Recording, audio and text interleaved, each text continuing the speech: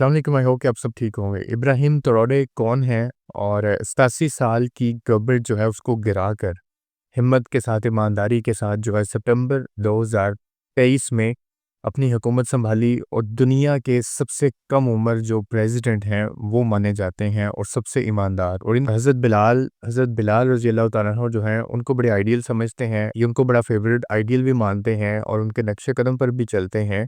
और ईमानदार की जो डोर है ना वो इन्होंने थामी है और इवन यहाँ तक कि इन्होंने अमेरिका जैसे मुल्क को, ताकतवर तरीन मुल्क जो है उसको ललकार दिया, उसको कह दिया कि हमें तुम्हारी ज़रूरत नहीं है, हम खुद मेहनत करेंगे। जबकि सऊदी अरब के सलमान सईद जो हैं और फिर मास्टर करने के बाद जो है इन्होंने फ़ौज जॉइन कर ली। फ़ौज में ट्रेनिंग के बाद जो है अपनी ईमानदारी दिखाते हुए ये एक दिन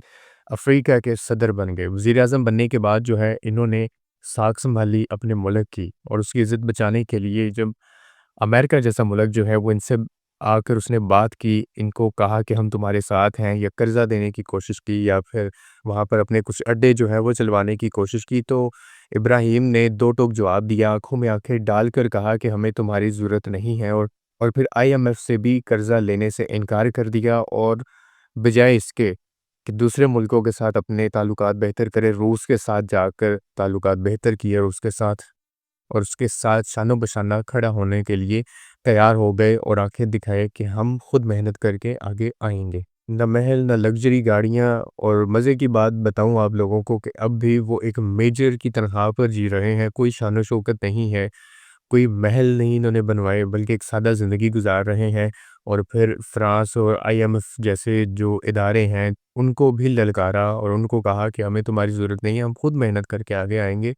और फिर सऊदी अरब के बादशाह जो है मोहम्मद बिन सलमान जो है उन्होंने भी 400 मसाजिद बनाने का इनसे दावा किया था कि हम तुम्हारे मुल्क अफ्रीका के अंदर 400 मसाजिद बनाएंगे, मैं तुम्हें पैसा दूंगा, लेकिन इन्होंने उनकी ये पेशकश भी ठुकरा दी। अब इसके पीछे क्या वजह है?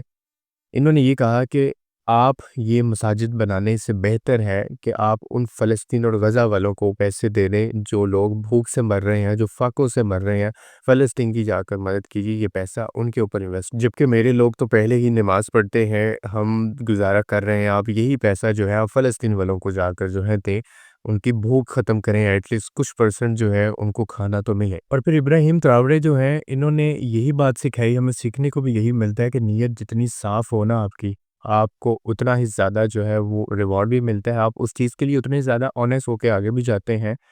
और अपने मुल्क के लोगों के लिए अगर आप लड़ना चाहते हैं तो फिर लड़ना भी चाहिए। अब जो है ये चीन से भी ताल्लुकात जो है ये बेहतर कर रहा है, रूस के साथ तो इनके ताल्लुकात बेहतर हो ही चुके हैं।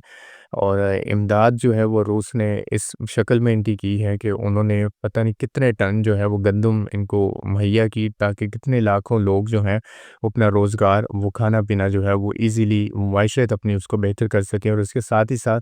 रूस से न्यूक्लियर लेने का भी, जैसे एक बिजली की सप्लाई है, इलेक्ट्रिसिटी, उसका भी इन्होंने एक नया आगाज़ शुरू किया है। और वो न्यूक्लियर पावर जो है अगर वो लॉन्च हो जाता है तो पहला मुल्क ये होगा जो न्यूक्लियर पावर के थ्रू जो है।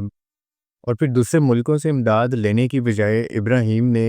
पैसा देकर चीन से जो है रिफाइनरी के लिए, गंदम के लिए उसने ट्रैक्टर और बहुत सी ऐसी मशीन्स जो हैं वो मंगवाई, ताकि मांगने से बेहतर है कि वहाँ उस मुल्क के लोग जो हैं इसके अपने जो किसान खुद अपना अनाज उगाए और फिर उसकी कटाई करे और हमारे मुल्क में खुशहाली हो, बजाय इसके कि हम फ़लाँ मुल्क से जो है वो कर्ज़ा लें या इमदाद लें, तो फिर हम इस तरह से मुल्क को नहीं चला सकते।